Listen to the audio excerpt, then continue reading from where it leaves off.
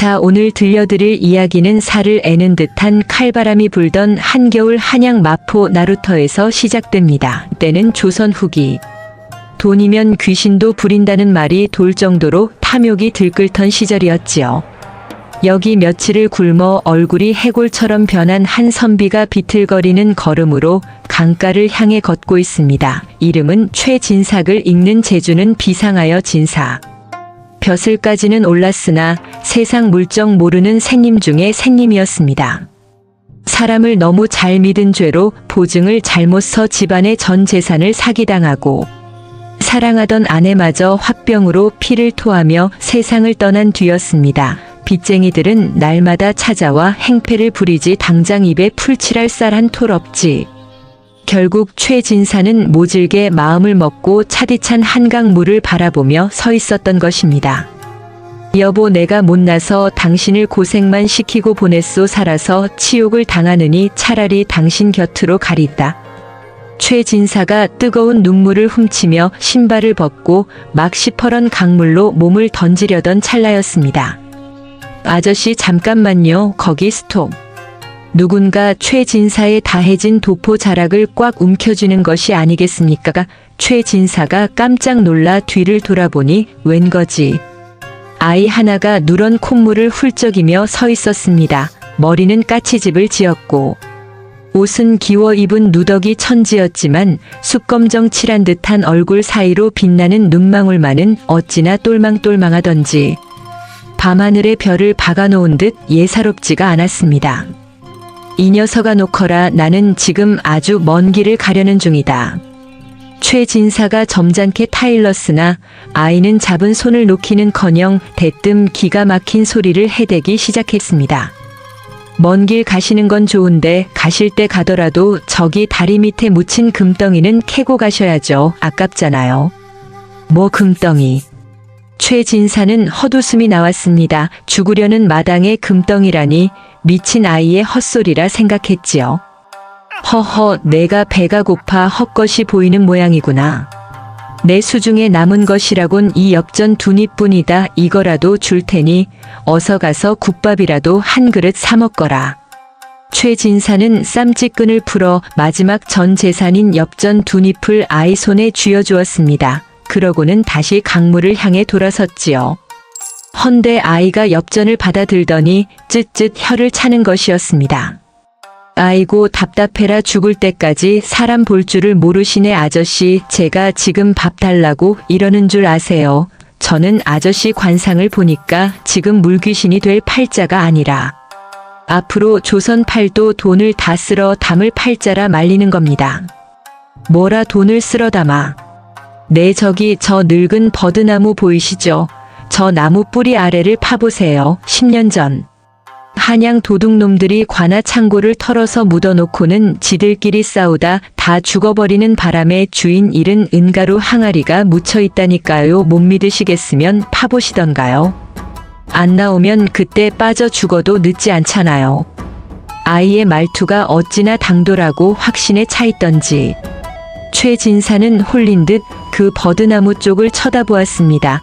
죽기 전에 믿져야 본전이라는 생각이 들었지요. 그래, 귀신에 홀린 셈치고 한번 파나보자. 어차피 죽을 목숨인데 힘쓰는 게 대수겠느냐.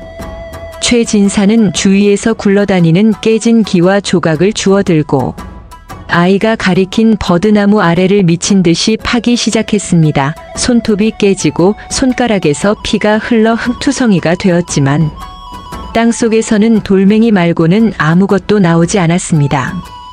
이놈아, 아무것도 없지 않느냐. 나를 놀린 게냐. 최진사가 화를 내며 고개를 들었을 때였습니다.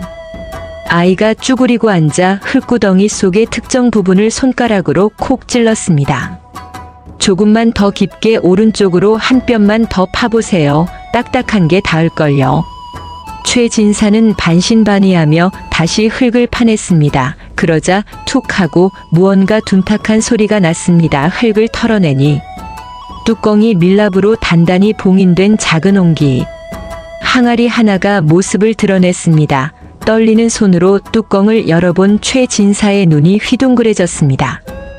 그 안에는 아이의 말대로 달빛을 받아 하얗게 빛나는 순도 높은 은가루가 가득 차 있었던 것입니다. 이게 정말 은가루가 맞느냐? 최진사는 자신의 눈을 의심하며 항아리를 들어 올렸습니다. 묵직한 무게감이 손끝에 전해져 왔습니다. 이걸 돈으로 바꾸면 빚을 갚고도 남을 큰돈이었습니다. 거보세요. 제 말이 맞죠?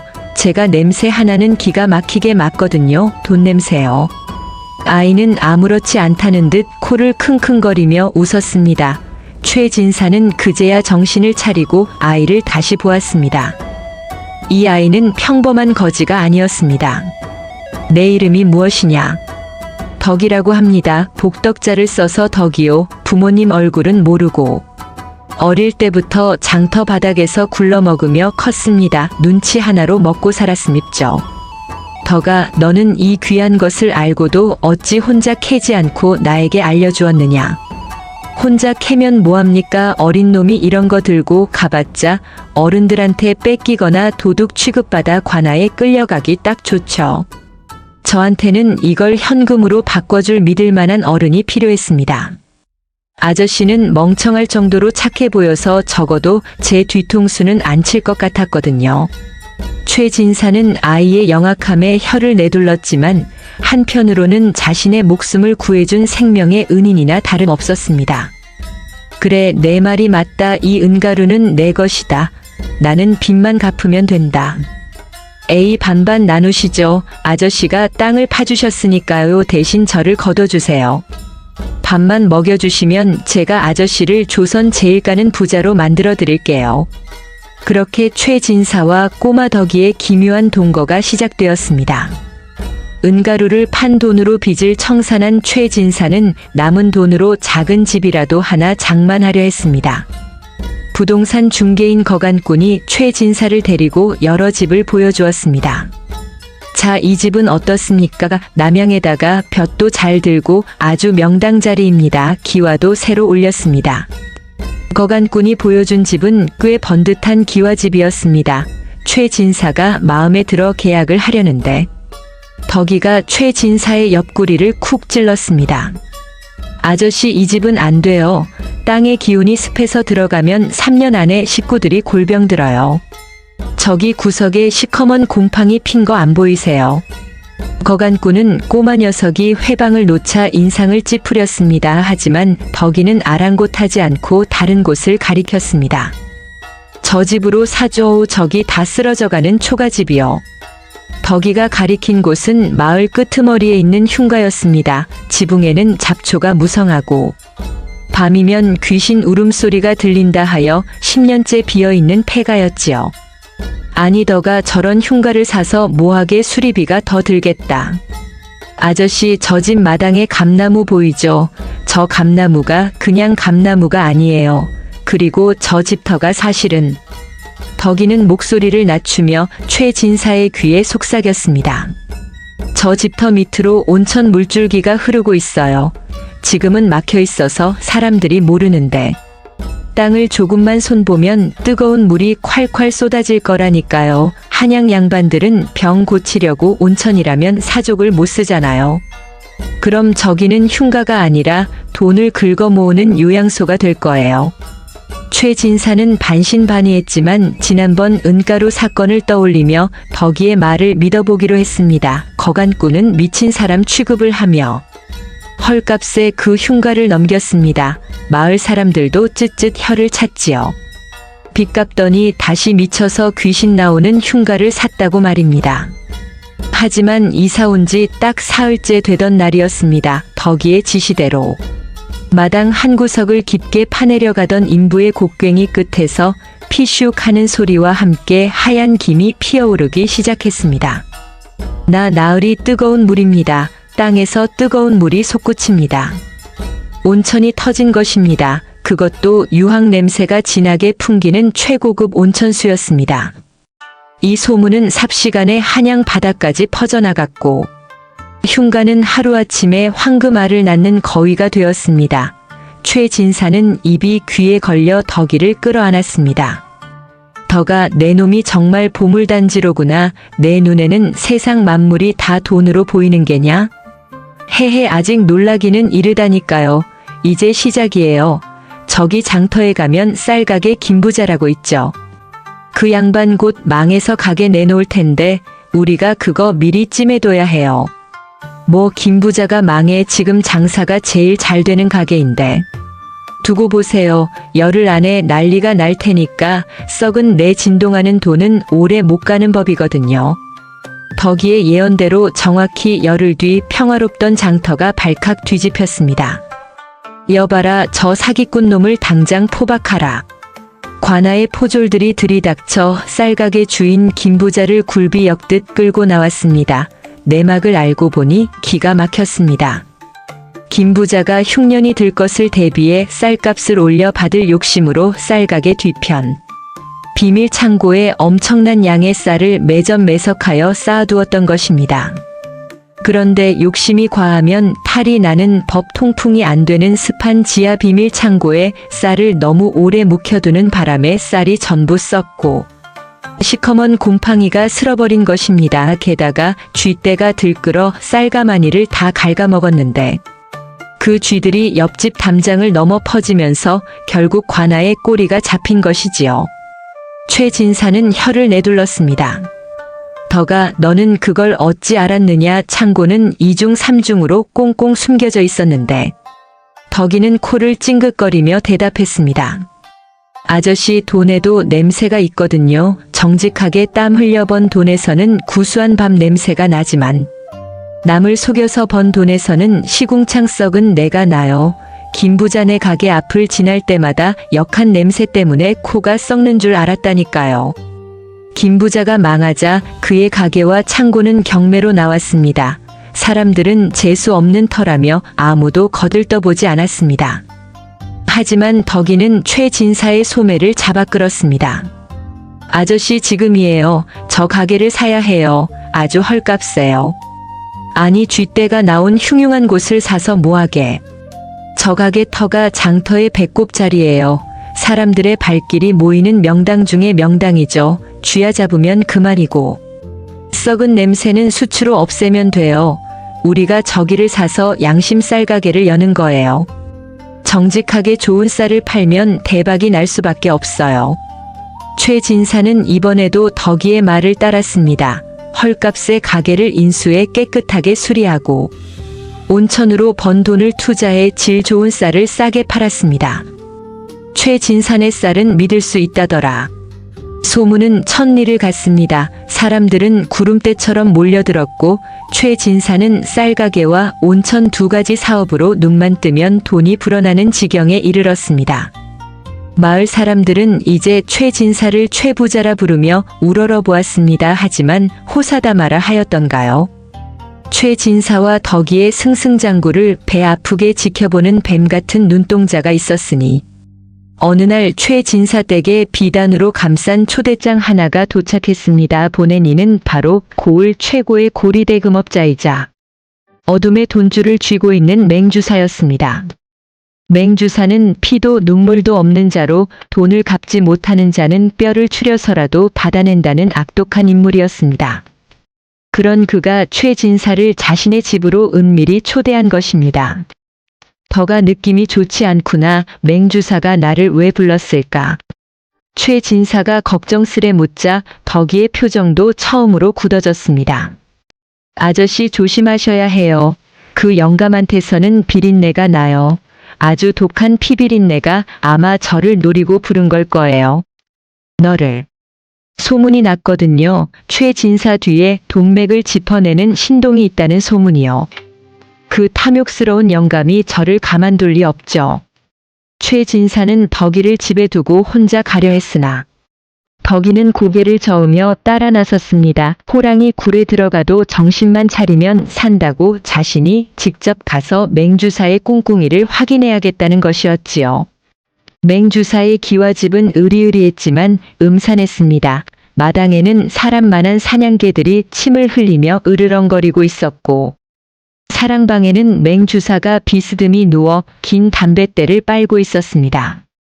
어서 오시게 최 부자 요즘 돈을 갈퀴로 긁어 모은다지 내 배가 아파서 잠이 안 오더군. 맹주사의 눈빛은 먹잇감을 노리는 독사 같았습니다. 그는 징그러운 미소를 지으며 본색을 드러냈습니다. 내 단도직입적으로 말하지 자네 옆에 붙어있는 그 꼬맹이 나에게 넘기게 값은 섭섭지 않게 쳐주지 금백냥이면 되겠나. 최진사는 피가 거꾸로 솟았습니다. 덕이는 단순한 하인이 아니라 자신의 목숨을 구해주고 인생을 바꿔준 은인이자 양자나 다름없는 존재였습니다. 말씀이 지나치십니다. 덕이는 물건이 아닙니다.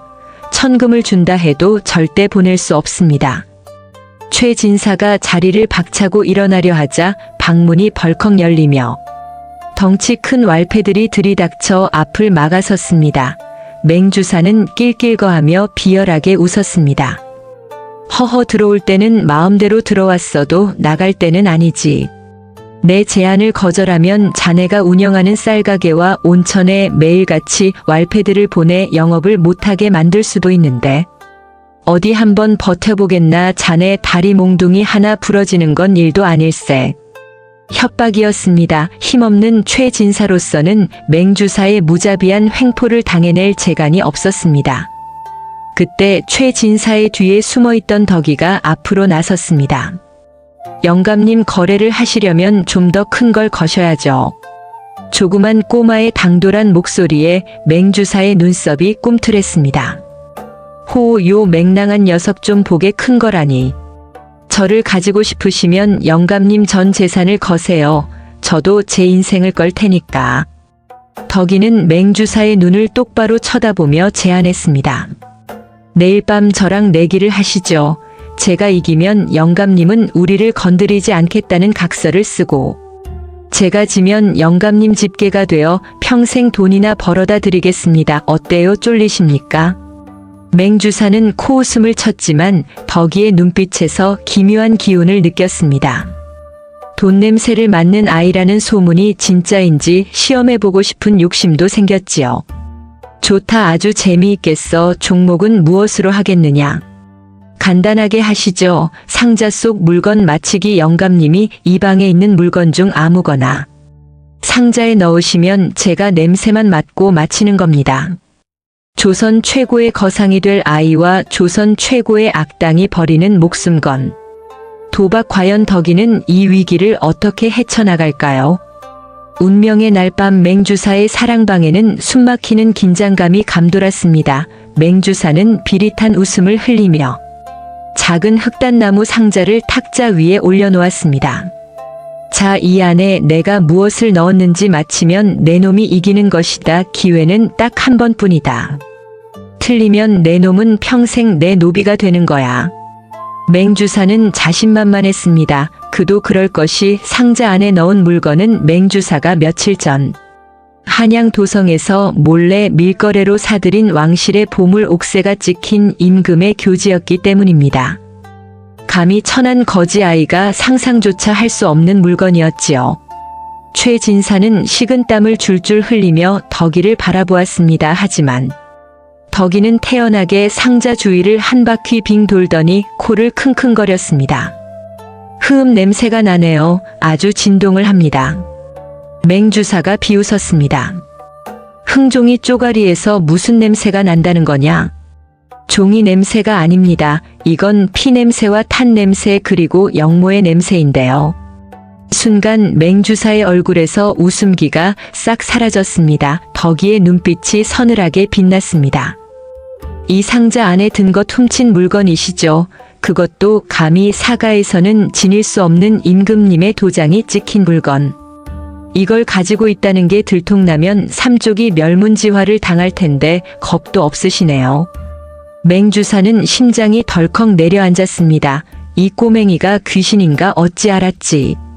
사실 덕이는 맹주사의 소매 끝에 묻은 아주 미세한 붉은 인주 자국과 그가 평소보다 훨씬 불안해하며 식은땀을 흘리는 모습, 그리고 상자에서 풍기는 궁궐에서만 쓴다는 최고급 향 냄새를 맡고 추리해낸 것이었습니다. 덕이는 쐐기를 박았습니다. 자, 어서 상자를 열어보시죠. 제 말이 맞는지 틀린지 확인해야 할 것 아닙니까? 만약 제가 틀렸다면 저는 영감님의 개가 되겠습니다, 하오나. 덕이는 맹주사 앞으로 얼굴을 들이밀며 속삭였습니다. 상자가 열리는 순간 그 안에 든 것이 세상에 드러나게 될 텐데. 밖에 있는 하인들이나 왈패들이 그걸 봐도 괜찮으시겠습니까? 입산 놈이 하나라도 있으면 영감님 목은 내일 당장 저작거리에 걸릴 텐데요. 완벽한 외통수였습니다. 상자를 열자니 영모죄가 드러나 죽을 것이요. 상자를 열지 않자니 내기에서 지는 꼴이었습니다. 맹주사의 손이 사시나무 떨듯 떨렸습니다. 땀이 비오듯 쏟아졌습니다. 결국 맹주사는 으드득 이를 갈며 상자를 슬그머니 치웠습니다. 내 놈이 이겼다. 내 이번만은 봐주지. 당장 썩 꺼져라. 최진사는 안도의 한숨을 내쉬었지만 덕이는 물러서지 않았습니다. 어라, 그냥 가면 섭섭하죠. 내기에서 졌으니 각서를 써주셔야죠. 그리고 덕이는 맹주사의 약점을 꽉 쥐고 흔들었습니다. 그 위험한 물건 입단속 해드리는 값으로 영감님이 가지고 있는 노른자 땅 문서를 좀 넘겨주셔야겠습니다. 목숨값이 그 정도는 되잖아요. 맹주사는 울며 겨자 먹기로 각서를 써주고 알짜배기 땅 문서까지 뜯겼습니다. 맹주사는 덕이와 최진사가 대문을 나서자마자 벼루를 집어 던지며 고래고래 소리를 질렀습니다. 저놈들을 당장 잡아라. 쥐도 새도 모르게 죽여서 땅에 묻어버려. 자신의 약점을 아는 놈들을 살려둘 수 없다는 판단이었습니다. 맹주사의 명을 받은 왈패 수십 명이 시퍼런 몽둥이와 칼을 들고 최진사와 덕이의 뒤를 쫓기 시작했습니다. 달도 없는 어두운 밤 최진사는 덕이를 업고 죽기 살기로 뛰었습니다. 덕아, 이 일을 어쩌면 좋으냐. 결국 우리를 죽이려나 보다. 아저씨 걱정 마세요. 저쪽 대나무 숲으로 뛰세요. 다 준비해뒀으니까요. 최진사가 숨이 턱 끝까지 차올라 헐떡거리며 대나무 숲으로 도망쳤을 때 뒤쫓던 왈패들이 코앞까지 들이닥쳤습니다. 게 섞어라. 오늘이 내 놈들 제삿날이다. 왈패 대장이 칼을 높이 쳐든 절체절명의 순간이었습니다. 멈춰라, 어명이시다. 대나무 숲 곳곳에서 수십 개의 횃불이 동시에 켜지며 관군들이 쏟아져 나왔습니다. 그리고 그들의 선두에는 덕이가 미리 언지를 주었던 강직하기로 소문난 암행어사가 서 있었습니다. 사실 덕이는 맹주사의 집에 가기 전 이미 관아에 오늘 밤 맹주사의 집에서 영모와 관련된 물건이 거래될 것이라는 정보를 흘려두었던 것입니다. 그리고 맹주사가 왈패들을 풀어 자신들을 쫓게 만들므로써 그가 죄를 덮기 위해 살인까지 교사하려 했다는 현행범 증거까지 만들어버린 셈이었죠. 내 놈이 함정을. 맹주사는 그 자리에 털썩 주저앉았습니다. 관군들이 맹주사의 집을 샅샅이 수색하자 흑단나무 상자 속에서 왕실의 교지가 발견되었고 지하 창고에서는 백성들의 피를 빤 고리대 장부와 불법으로 축제한 금괴들이 쏟아져 나왔습니다.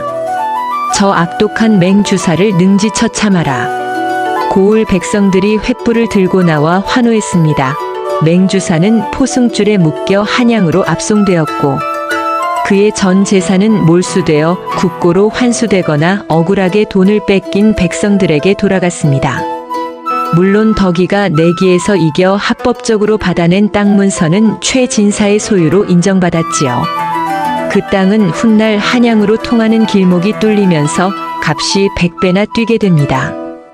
모든 일이 마무리된 후 최진사가 덕이에게 물었습니다. 덕아, 너는 정말 냄새로 돈을 보는 것이냐 아니면 미래를 보는 것이냐? 덕이는 밤하늘의 별을 보며 빙긋 웃었습니다. 아저씨, 돈은 냄새가 나지 않아요. 돈을 쥐고 있는 사람에게서 냄새가 나는 거죠. 탐욕, 공포, 거짓말, 그 냄새만 잘 맡으면 돈이 어디로 갈지 빤히 보이거든요. 천재 아이 덕이와 착한 최진사는 그 후로도 오랫동안 환상의 짝꿍으로 지냈습니다. 그들은 단순히 돈만 모으는 부자가 아니라 흉년의 곳간을 열어 굶주린 백성을 구제하고 다리 없는 곳에 다리를 놓아주는 진짜 부자가 되어 존경을 받았습니다. 세월이 흘러 사람들은 그들을 이렇게 불렀답니다. 돈을 좇지 않고 사람을 귀하게 여겨 하늘이 내린 의로운 장사꾼 의상이라고 말이죠.